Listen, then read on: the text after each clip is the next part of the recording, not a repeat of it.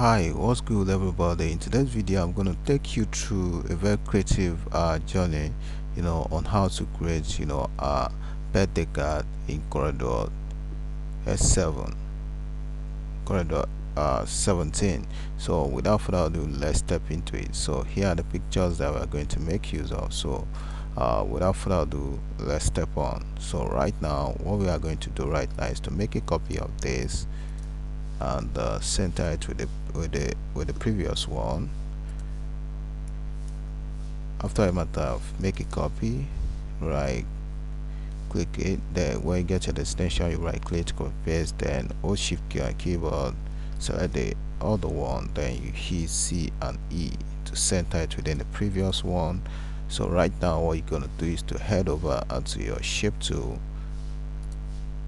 so range this side, then you pull it downward just like so. After all of that, so what we needed to do is to just make this a bit longer just to complement that.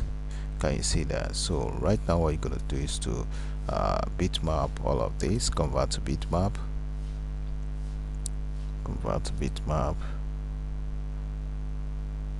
it's okay, good. So right now what we're gonna do is to just bring this forward just like so, then you make a copy of this. So what you're gonna do now is to convert this to grayscale. Go ahead, convert to bitmap.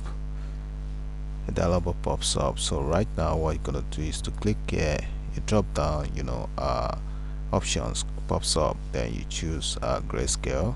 It's okay, automatically changes to grayscale. So let's go over, make it a bit darker.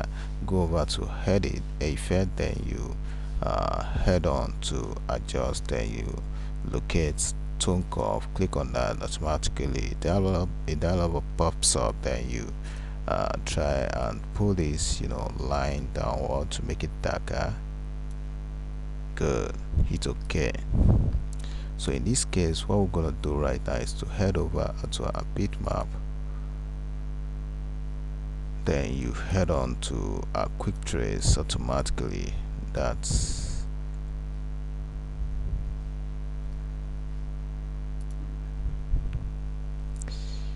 so let's wait a while for that to initiate.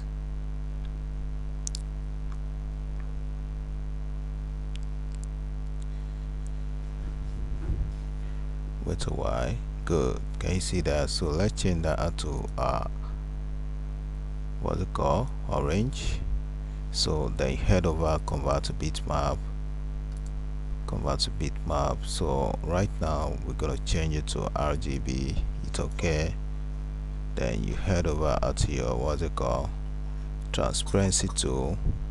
So right now what you're gonna do is to just click on uniform transparency.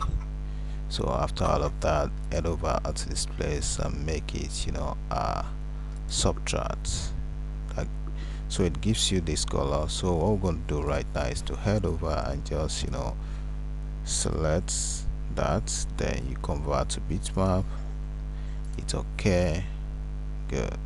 So right now what we're going to do is to make this a bit smaller, make it a bit bigger rather. So let's head over at your shape tool, then you pull this and go up a little bit, convert to bitmap. It's okay. So right now what you're gonna do is to just type happy birthday in capital letter, happy birthday,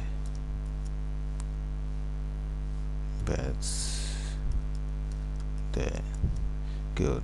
Right now what you're gonna do is to change the font to Futurati. I love this font so much. It's okay, good. So right now what you needed to do is to broaden it all up, then you reduce that a little bit. So what you're gonna do now is to just make that orange, good. So right now let's type our name. Our name is Barbara. So let's just type a name. It's gonna be a script, Barbara Good. So right now what you're gonna do is to change this font to a script font. Let's use Edward.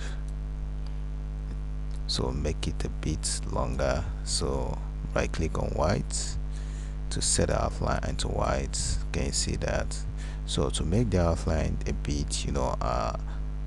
thicker, hit F12, a dialog box pops up. In that process, then you change the thickness to 4. That takes you here. So right now what you're gonna do is to head over to what's it called, object. Then you locate, convert outline to object. Automatically it converts it all up. Then you select the whole thing, then you wet it all up right here. Good. So what you're gonna do next is to apply what we call our gradient effects. So with our interactive fill tool, so drag on that text just like so. So right now what you needed to do is to add a node in between. So what we're gonna do is to change that to blue, just because we have what's it called, there is a touch of blue in our body. So let's make that color. So let's move it closer to each other. Good. So what we're gonna do right now is to head over and right click on white, set outline to white, hit F12. Let's take in the outline. So let's make it 2. Check on fill behind, scale with object, then you hit OK. That takes you here.